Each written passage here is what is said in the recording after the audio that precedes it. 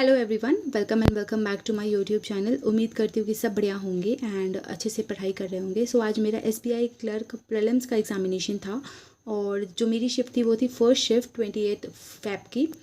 और मैं अपना सेल्फ गिवन एनालिसिस दूंगी। उसके साथ ही साथ एसबीआई पीओ प्रीलिम्स का एडमिट कार्ड आ गया, तो जो भी मेरी एग्ज़ाम डेट है वो भी मैं बताऊँगी। एंड एसबीआई क्लर्क प्रीलिम्स में आपके कितने अटैम्प्ट होंगे कि आपको मेंस की इमीडिएटली स्टार्ट कर देनी चाहिए प्रिपरेशन, वो भी बताऊँगी।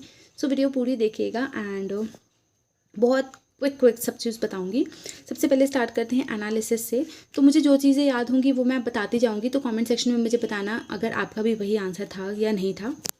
सबसे पहले इंग्लिश की बात करते हैं। इंग्लिश में क्या था कि इंग्लिश में मुझे लग रहा था कि ओवरऑल तो इजी था, बट क्लोज टेस्ट जो था ना, मुझे पर्सनली मेरे को लग रहा था कि क्लोज टेस्ट ने पूरे उसको मॉडरेट बना दिया था, बिकॉज मैं उसकी लैंग्वेज नहीं समझ पा रही थी। मैंने पूरे 5 मिनट्स दिए थे क्लोज टेस्ट को, फिर भी मैं उस चीज़ को नहीं समझ पा रही थी कि वो वहाँ पर क्या होगा। एक तो उसके ऑप्शंस भी बहुत ज़्यादा कन्फ्यूजिंग थे, इसीलिए मेरे को लगता है कि क्लोज टेस्ट में मेरा मतलब ऐसा वाला मामला है कि 60-40 वाला मामला है, वहाँ पर मैंने गेस वर्क किया है। बाकी अगर उसको छोड़ दे तो ओवरऑल पेपर में मेरे को काफ़ी ज़्यादा श्योरिटी है एक्यूरेसी को लेकर। मैंने एरर के भी 2 क्वेश्चंस को छोड़ दिया था बिकॉज मुझे उसमें श्योरिटी नहीं थी। बाकी 3 क्वेश्चंस के लिए मैं श्योर हूँ, और 1-2 हो सकता है कि आरसी में भी हो, बिकॉज आरसी की भी लैंग्वेज थोड़ी सी कन्फ्यूजिंग थी, तो उसमें 1-2 ऑप्शन में मुझे कन्फ्यूजन हो रही थी, तो हो सकता है उसमें हो। बाकी देखते हैं कि क्या स्कोर्स रहते हैं। से सेक्शनल स्कोर तो नहीं पता चलेगा, बट एक आइडिया मिल जाएगा आपको फाइनल स्कोर देखकर कि आपके इंग्लिश में कितने आए होंगे। तो मैं अपने अटैम्प्ट बता देती हूँ। मैंने इंग्लिश में अटैम्प्ट किए थे 27 क्वेश्चंस। एक जो है मैंने क्लोज टेस्ट वाला छोड़ दिया था, बहुत कोशिश करने के बाद भी मैं उसको फिट नहीं कर पा रही थी, और 2 मैंने एरर वाले छोड़े थे, बाकी सारे मैंने अटैम्प्ट किए हैं। वर्ड स्वैप के क्वेश्चन आया था, पैराजंबल नहीं आया था, आरसी आई थी, और एरर के क्वेश्चन आए थे, मैचिंग आई थी, तो ओवरऑल ईजी था। ठीक है, नेक्स्ट बात करते हैं क्वांट्स की। तो क्वांट्स में क्या हुआ था, क्वांट्स में आ गई थी आपकी 2 डीआई टेबल और लाइन वाली, और 2 केसलेट आ गई थी। तो इससे क्या हुआ ना, थोड़ा सा लेंदी हो जाता है पेपर। भले ही आपकी केसलेट्स इजी थी सॉल्व करने में, बट एक बच्चे की मेंटेलिटी होती है कि जो ज़्यादा केसलेट सॉल्व नहीं करते ना, तो उनको लगता है कि केसलेट है दिस मीन्स डिफ़िकल्ट है, वो उसको उतना अटैम्प्ट नहीं करते हैं। इस कारण से जो क्वांट्स का सेक्शन था थोड़ा सा डिफ़िकल्ट बन रहा था, बिकॉज इस चीज़ के लिए कोई इतना ज़्यादा प्रिपेयर नहीं था। और अगर हम बात करें स्पीड मैथ्स की, तो पहले क्या होता था, कम से कम 15 क्वेश्चन स्पीड मैथ्स के आते ही आते थे। मैंने भी लास्ट ईयर दिया है एंड उसमें स्पीड मैथ्स के एटलीस्ट 15 क्वेश्चंस थे, लेकिन इस बार speed maths I think 8 to 10 ही क्वेश्चंस थे, वो भी सिर्फ सिंप्लीफिकेशन के। उसमें भी थोड़े बहुत 2-3 क्वेश्चंस कैलकुलेटिव थे जो कि टाइम ले रहे थे सॉल्व करने में।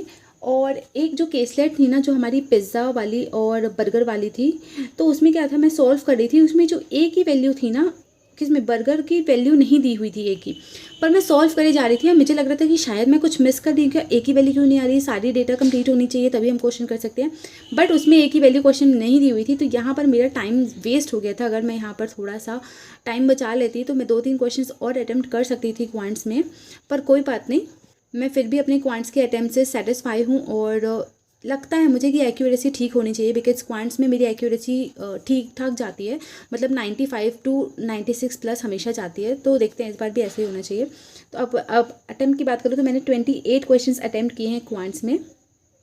एक तो मेरी दूसरी वाली केसलेट पूरी की पूरी छूट गई, और 2-3 अरिथमेटिक के क्वेश्चन मेरे छूटे हैं, जो छूटा है वही छूटा है, बाकी सारे क्वेश्चंस हो गए थे मेरे। मैं क्या कर रही थी, क्वांट्स को ना लाइन से कर रही थी। फर्स्ट क्वेश्चन से मैंने अटैक करना चालू किया था। फर्स्ट क्वेश्चन मेरा जो था अरिथमेटिक का था, मैंने वहीं से स्टार्ट किया था एक एक क्वेश्चन को सॉल्व करना। इसीलिए लास्ट वाला जो मेरा केसलेट था उसको मैं उतने अच्छे से रीड नहीं कर पाई थी, उतना टाइम नहीं दे कर पाई थी, क्योंकि मेरा इसमें थोड़ा सा टाइम वेस्ट हो गया था, ये क्वेश्चन छूट गया था। बाकी अगर थोड़ा सा टाइम और होता ना तो वो वाला केसलेट भी बन सकता था, इतना डिफ़िकल्ट नहीं था वो।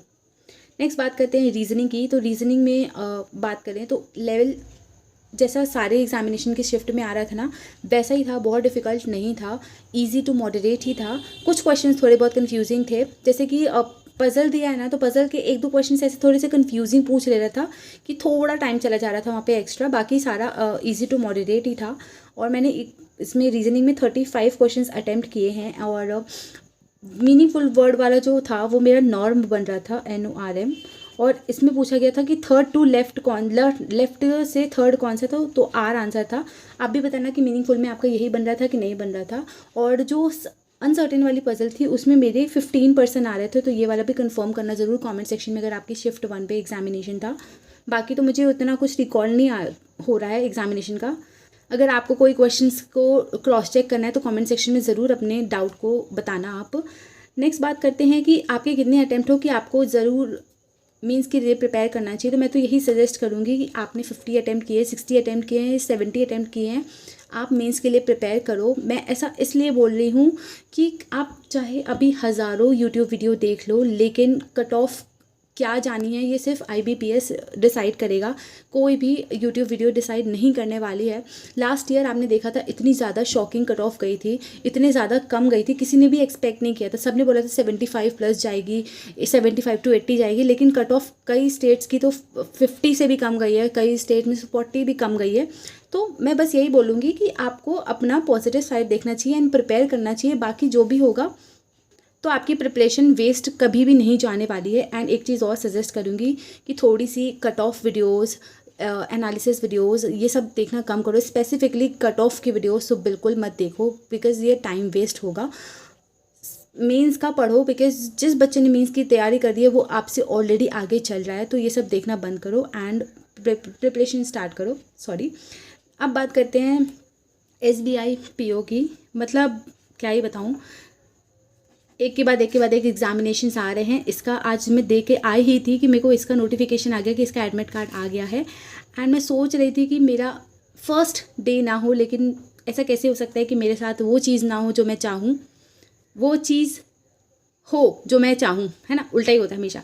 तो मेरा जो है वो 8 मार्च को है और सेकेंड शिफ्ट में है मेरा एग्जामिनेशन। SBI PO प्रीलिम्स का देने ज़रूर जाएंगे, पूरी कोशिश करेंगे कि अच्छे तरीके से देकर आएँ। अब से रोज़ मैं SBI PO प्रीलिम्स के मॉक्स लगाऊंगी एंड आई विल ट्राई कि मैं आप लोगों से शेयर कर सकूं। मैं कोई गारंटी नहीं दे रही हूँ कि मैं करूँगी, बट कोशिश करूँगी कि मैं शेयर कर सकूँ अगर मैं मॉक्स के स्कोर शेयर करूँगी।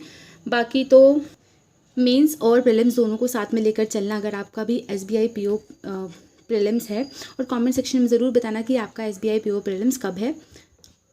सो या this is it about the video. Comment section में बताना कि आपका एग्जामिनेशन कौन सी शिफ्ट में था, कैसा गया था और क्या एक्सपेक्टेशंस है आपके स्कोर की। या दिस इज़ अबाउट इट।